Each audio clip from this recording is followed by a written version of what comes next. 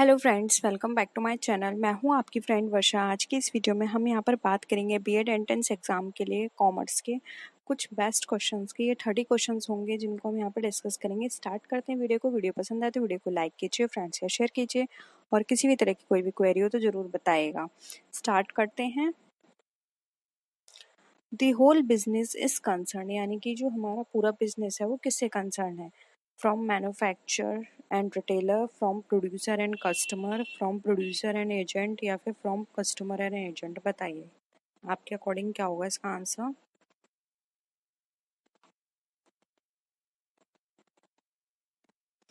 देखिए, यहाँ पे बिजनेस की बात आ रही है तो कस्टमर्स तक पहुँचना ये हमारे बिजनेस से कंसर्न नहीं है, क्योंकि कस्टमर बिजनेस का पार्ट नहीं होता है।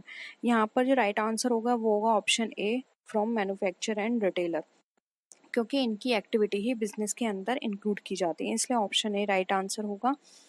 और एजेंट का भी यहाँ से बिजनेस से कोई कंसर्न नहीं है, इसलिए यहाँ पे ये ऑप्शन कट गया, ये कट गया एंड ये कट गया। ठीक है, नेक्स्ट है, how many partners are there in the chemical business. बताइए कितने पार्टनर होने चाहिए केमिकल बिजनेस में? 50, 20, 10 या 7?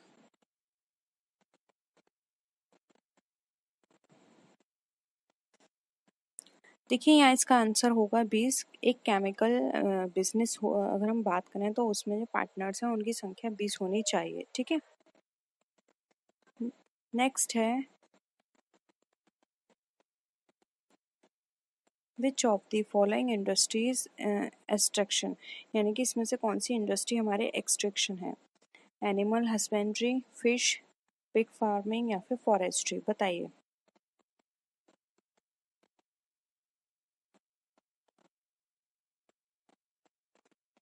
देखिए, यहाँ पे एक्सट्रैक्शन की बात की जा रही है तो एनिमल, फिश, पिग ये सब हमारा इसमें नहीं आती हैं। फॉर एक्सट्रैक्शन इंडस्ट्री में, एक्सट्रैक्शन में आती है हमारी फॉरेस्ट्री, इसलिए ऑप्शन डी हमारा करेक्ट है। नेक्स्ट है,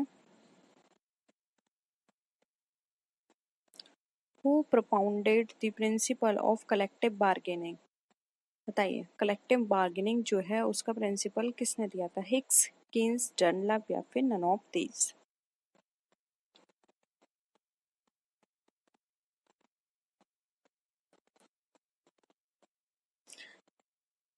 देखिए, कलेक्टिव बार्गेनिंग का जो प्रिंसिपल है ये दिया था प्रोफेसर डनलप ने, इसलिए ऑप्शन सी यहाँ पे हमारा राइट आंसर हो जाएगा। नेक्स्ट है, who has propounded the expectancy theory of motivation. बहुत ही इंपॉर्टेंट है, मैं आपको बहुत बार करा चुकी हूँ ये। एक्सपेक्टेंसी थ्योरी बहुत पूछी जाती है। पोर्ट्स एंड लोअर, मैस्लो, वेरूम या फिर हर्ट्सबर्ग, किसने दी थी एक्सपेक्टेंसी थ्योरी ऑफ मोटिवेशन? देखिए, ये दी थी विरोम ने। इसका पूरा नाम विरोम एक्सपेक्टेंसी थ्योरी भी है। ठीक है, मैस्लो ने दी थी नीड नीड और हर्ट्सबर्ग ने कौन सी दी थी ये आपको कमेंट सेक्शन में बताना है। ठीक है, नेक्स्ट क्वेश्चन देखिए, by extension of management it means that authority of every person must be clearly defined. A good organization should have many departments. Each subordinate must have only one officer. A manager can control only a limited number of extraction. बताइए।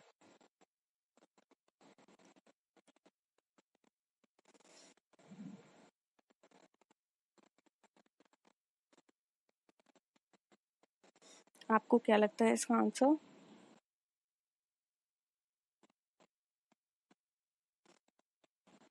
देखिए, extension की बात की जा रही है। अगर हम मैनेजमेंट को एक्सटेंड कर देंगे तो इसका मतलब यहाँ पर ये है कि एक मैनेजर को सिर्फ लिमिटेड नंबर को ही एग्जीक्यूट करना है, क्योंकि हर डिपार्टमेंट में एक सेपरेट मैनेजर होगा जिसको सिर्फ उसी डिपार्टमेंट के लोग को एग्जीक्यूट करना होगा।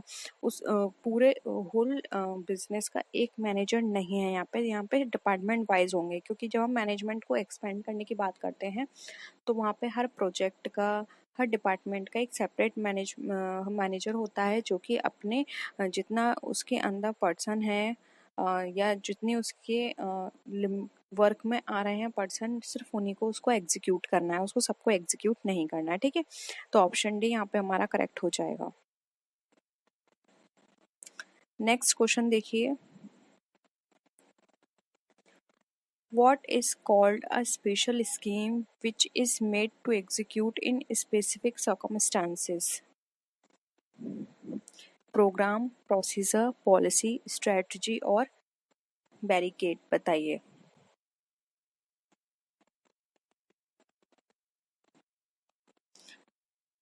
जब हम किसी भी चीज़ के लिए स्पेशल स्कीम बनाते हैं और उस किसी स्पेसिफिक सर्कमस्टांसिस के लिए एग्जीक्यूट करने के लिए, तो उसको क्या बोलते हैं?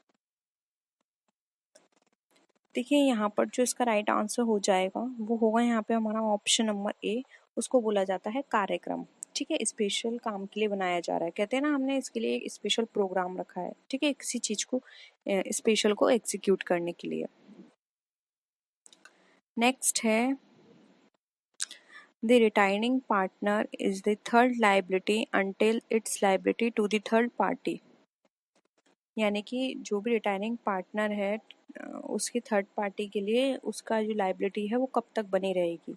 If he does not give public notice of the retirement, यानी कि वो जब तक वो पब्लिक नोटिस नहीं दे देता कि वो रिटायर हो रहा है। इफ़ दे डू नॉट पे देयर ओन ड्यूज, यानी कि वो उसके जितनी भी ड्यूज हैं उसने जब तक उनका पेमेंट नहीं कर दिया है, बोथ ए एंड बी, या फिर नाइदर ऑफ द अबव, बताइए। देखिए यहाँ पर जो ऑप्शन सी है वो करेक्ट हो जाएगा।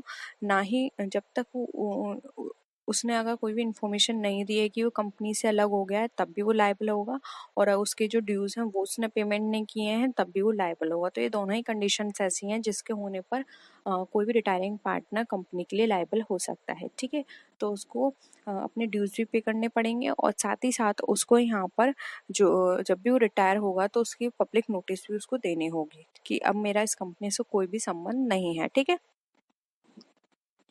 नेक्स्ट है, only notice of the dissolution of the firm is sufficient if, केवल नोटिस डिसोल्यूशन का किसी फर्म का डिसोल्यूशन होता है तो केवल नोटिस सफिशिएंट है, किस कंडीशन में? Be a partner for a limited time, अगर पार्टनर लिमिटेड टाइम के लिए है, सॉरी पार्टनरशिप है, पार्टनरशिप अगर लिमिटेड टाइम के लिए है, partnership should not for a limited, नहीं अगर वो लिमिटेड टाइम के लिए नहीं है, ऑन पार्टनरशिप इलेक्टिव्स यानी कि खुद की इच्छा पर, on completion of partnership objective यानी कि कंपनी के जब ऑब्जेक्टिव्स पूरे हो गए उसके बेसिस पर, सिर्फ कहाँ पर उसको सिर्फ एक नोटिस से वो वहाँ पर सफिशिएंट रहेगा।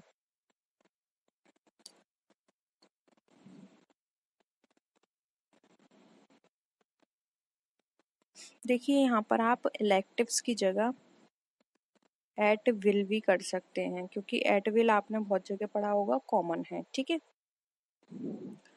तो देखिए आंसर जो होगा वो होगा सी, अगर कोई भी पार्टनरशिप एट विल पर है यानी कि खुद की इच्छा पर बनाई गई है तो वहाँ पर सिर्फ नोटिस देकर उसको वहाँ पर डिसोल्यूशन फॉर्म का किया जा सकता है। ठीक है, तो ऑप्शन सी यहाँ पे हमारा करेक्ट है। नेक्स्ट क्वेश्चन है, what type of group is Punjab national bank, यानी कि ये पंजाब नेशनल बैंक है वो किस तरह का ग्रुप है? A public corporation, a government company, a collective company या फिर गवर्नमेंट डिपार्टमेंट, बताइए।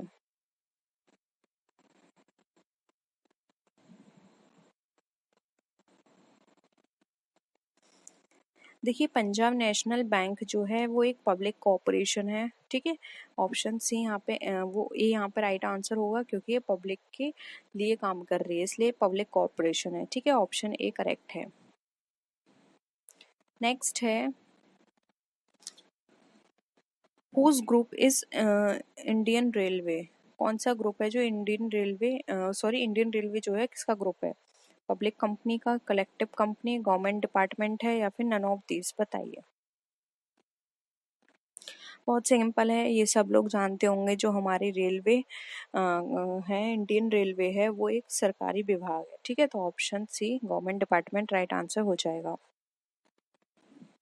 नेक्स्ट है, how many members are there in the corporate society, यानी कि कॉर्पोरेट सोसाइटी में कितने मिनिमम पर्सन होने चाहिए?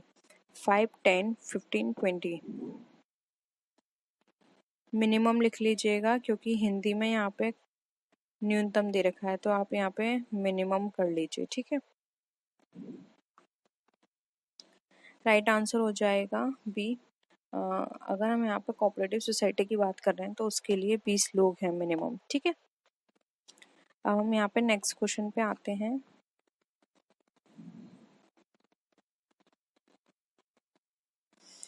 देखिए नेक्स्ट क्वेश्चन है, what is the civil liability of a company audit. एक कंपनी ऑडिट की सिविल लाइबिलिटी क्या होगी?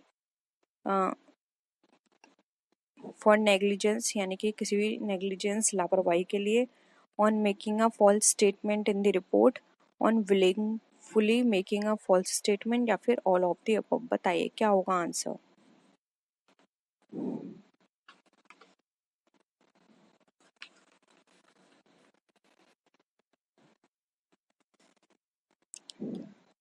यहाँ पे कंपनी ऑडिट की सिविल लाइबिलिटी पूछी गई है। सिविल लाइबिलिटी, देखिए कंपनी की जो ऑडिट है उसकी बहुत सारी लाइबिलिटी होती हैं, सोशल लाइबिलिटी, सिविल लाइबिलिटी, ये सारी मैंने ऑडिट के चैप्टर में पढ़ा रखी हैं थ्योरी के, तो आप थ्योरी चैप्टर इसका देख लीजिएगा।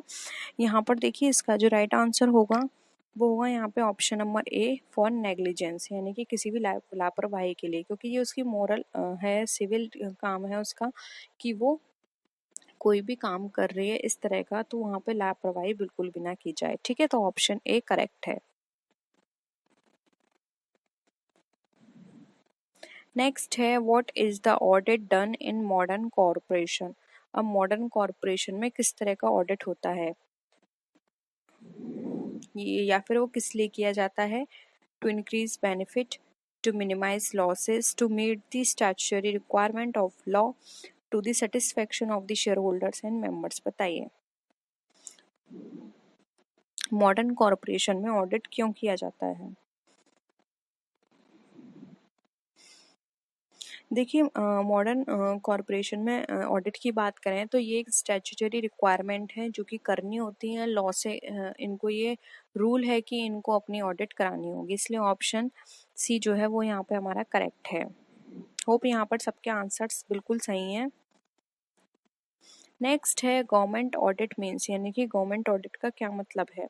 Audit by government appointed auditor, audit of accounts of the government department, auditing under audit law provision, या फिर नाइदर ऑफ द अबव। बताइए गवर्नमेंट ऑडिट का क्या मतलब है?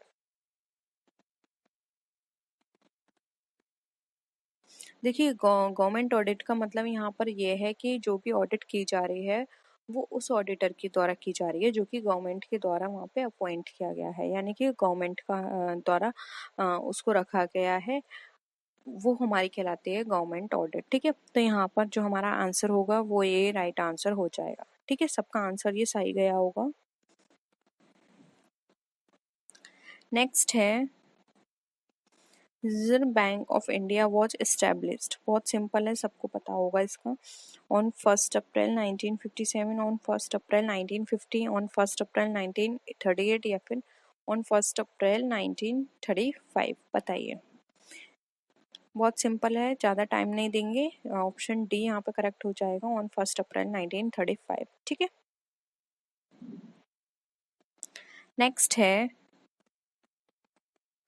Who science the Indian currency of 1 रुपी, यानी कि 1 रुपए के नोट पर जो 1 रुपया होता है इंडियन करेंसी का, उस पर किसके साइन होते हैं? गवर्नर, फाइनेंस सेक्रेटरी, प्रेसिडेंट, या फिर महात्मा गांधी। बताइए। अगेन वेरी सिंपल है, देखिए इस पर जो साइन होते हैं वो होते हैं फाइनेंस मिनिस्टर के, और 1 रुपए के नोट को छोड़कर जितने भी नोट होते हैं उस पर आरबीआई के गवर्नर के साइन होते हैं, ठीक है। नेक्स्ट है, बहुत सिंपल है, the Reserve Bank was nationalised. अब जो रिजर्व बैंक है वो कब नेशनलाइज्ड हुआ? On 1 January 1959, on 1 January 1949, on 1 May 1932, and on 1 May 1930। बताइए। रिजर्व बैंक के नेशनलाइजेशन की बात कर रहे हैं तो देखिए आप इसी से पता लगा सकते हैं, स्टैब्लिश हुआ था 1935 में, ठीक है। तो ये तो हो नहीं सकता, ये भी नहीं हो सकता। अब आपको ए और बी में से लगाना है, तो इसका नेशनलाइजेशन हुआ था ऑन 1 जनवरी 1949 को, ठीक है। नेक्स्ट है a person who promises to compensate for a loss is called, यानी कि एक पर्सन जो कॉम्पनसेट करने के लिए प्रॉमिस करता है कि किसी भी तरह का कॉम्पन लॉस हुआ तो वो कॉम्पनसेट करेगा, उसे क्या बोलते हैं? श्योरिटी, इंडेप्ट, डिटेक्टर या फिर प्रॉमिसरी? बताइए क्या कहा जाएगा उसे।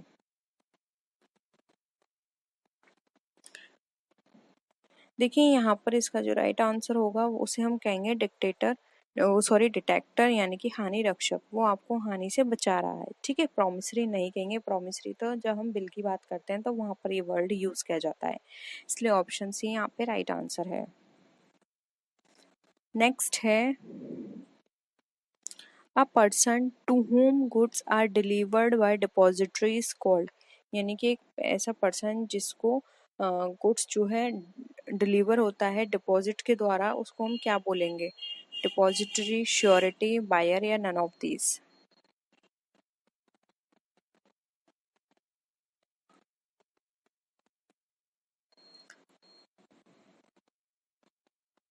उसको बोलेंगे देखिए हम डिपॉजिटरी, ठीक है। डिपॉजिट के द्वारा यहाँ पे डिलीवर हो रहा है माल तो डिपॉजिटरी कहलाई जाएगी। नेक्स्ट है which of the following is the agent who guarantees the recovery of the full amount of the credit sale made by him? बताइए, सब agent, hardwood agent, main agent या फिर नन ऑफ दिस?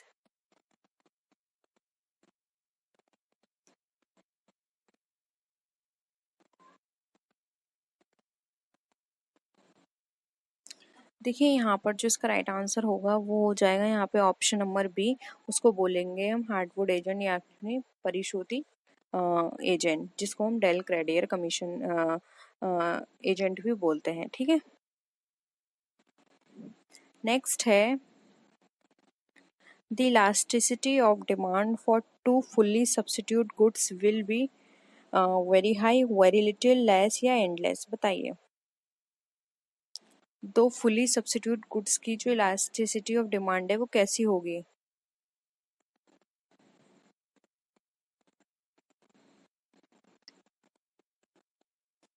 देखिए यहाँ पे substitute good की बात की जा रही है तो इनकी इलास्टिसिटी क्या है?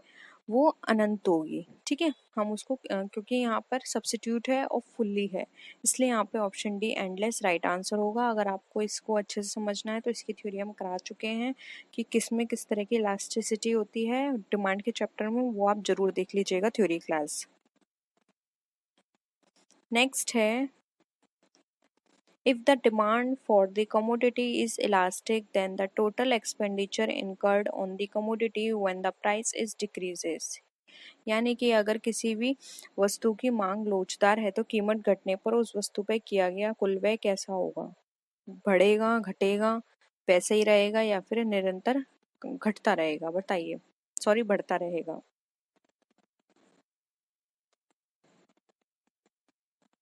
बताइए, ये घटता बढ़ता है, कंटिन्यूसली डिक्रीजिंग एंड इंक्रीजिंग दोनों आएगा, ठीक है। बताइए।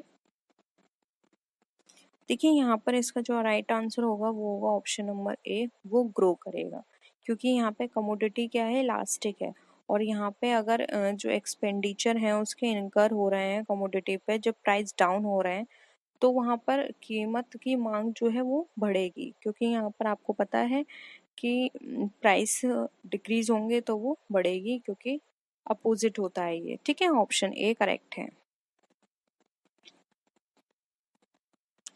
नेक्स्ट है often demands for essential goods, यानी कि जो हमारे जो इसेंशियल गुड्स होते हैं उसकी डिमांड हमेशा ज़्यादातर कैसी रहती है? Are equal to the unit, unit exceeds, is less than the unit या फिर इज कम्प्लीटली इलास्टिक? बताइए।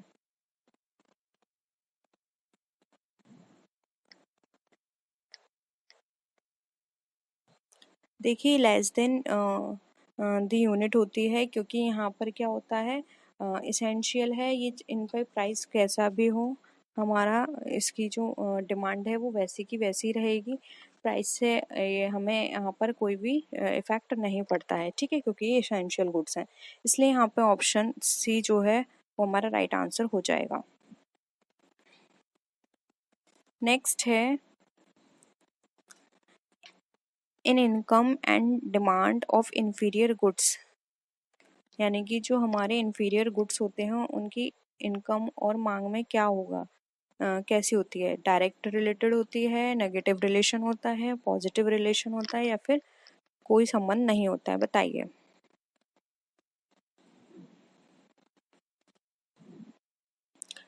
देखिए जो हमारे इंफीरियर गुड्स होते हैं उनका जो रिलेशन होता है वो पॉजिटिव रिलेशन होता है इंफीरियर गुड्स का, ठीक है। इंफीरियर गुड्स के अंदर डिमांड और इनकम का, ठीक है। तो यहाँ पे ऑप्शन सी जो है वो राइट आंसर हो जाएगा। अगर प्राइस बढ़ते हैं तो डिमांड यहाँ पर क्या होगी, इंफीरियर गुड्स की कम हो जाएगी, और प्राइस अगर प्राइस का मतलब यहाँ पर इनकम से है, अगर उनकी इनकम बढ़ती है तो यहाँ पर क्या होगी, डिमांड क्या होगी इनकी, इंफीरियर गुड्स की कम हो जाएगी।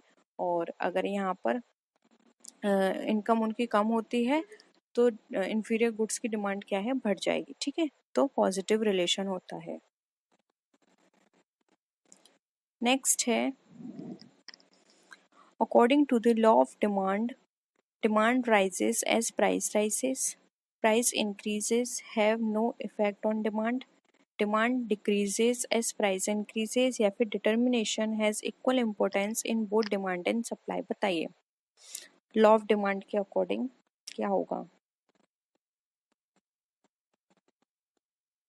देखिए हम सबको पता है लॉ ऑफ डिमांड के अंदर जैसे अगर हमारा डिमांड इंक्रीज होता है तो प्राइस हमारे डिक्रीज होंगे, और डिमांड अगर डिक्रीज हो रही है तो प्राइस राइज में जाएंगे, यानी कि इंक्रीज होंगे। तो ऑप्शन सी यहाँ पे हमारा करेक्ट हो जाएगा। नेक्स्ट है इन capitalism the economic system depends only on the sale of the hands of the end consumer is statement, यानी कि जो सेल है वो इकोनॉमिक सिस्टम में हमारा डिपेंड करता है केवल जो एंड कंज्यूमर्स होता है उसकी सेल पर। प्रोफेसर बेनहम ने कहा है ये, प्रोफेसर रॉबिन्सन है, प्रोफेसर केन्स, या फिर प्रोफेसर टॉमस, बताइए।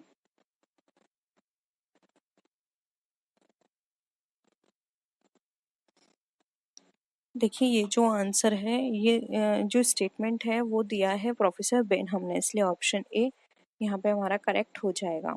नेक्स्ट है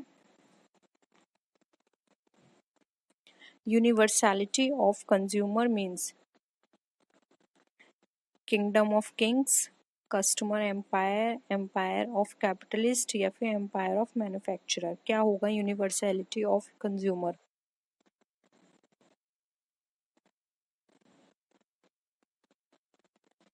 देखिए यहाँ पे कंज्यूमर की बात की जा रही है तो यहाँ पर कस्टमर एम्पायर होगा, यानी कि ग्राहकों का साम्राज्य, ग्राहक के अकॉर्डिंग ही यहाँ पे सारे काम होते हैं।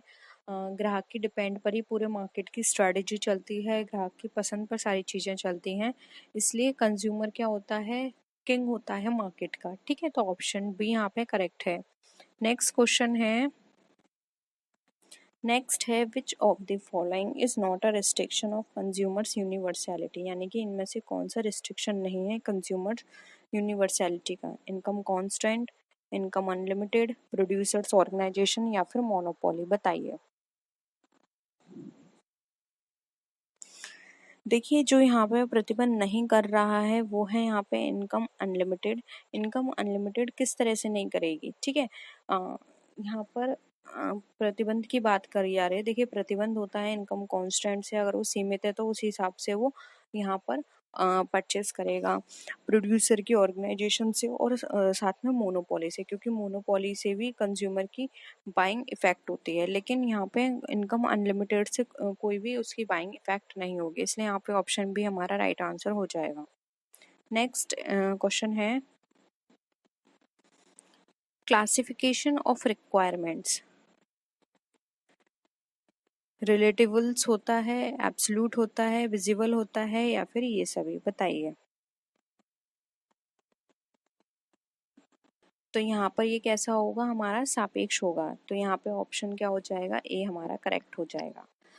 तो ये थे हमारे क्वेश्चंस। होप यहाँ पे आपको सारे क्वेश्चंस क्लियर हुए होंगे। किसी भी तरह का डाउट हो तो ज़रूर बताइएगा, और वीडियो कैसी लगी, वीडियो को लाइक कीजिए, फ्रेंड्स के शेयर कीजिए, किसी भी तरह की कोई भी क्वेरी हो तो ज़रूर बताइएगा। तो नेक्स्ट वीडियो में फिर मिलते हैं और भी अच्छी वीडियोज़ के साथ, तब तक के लिए टेक केयर, बाय बाय।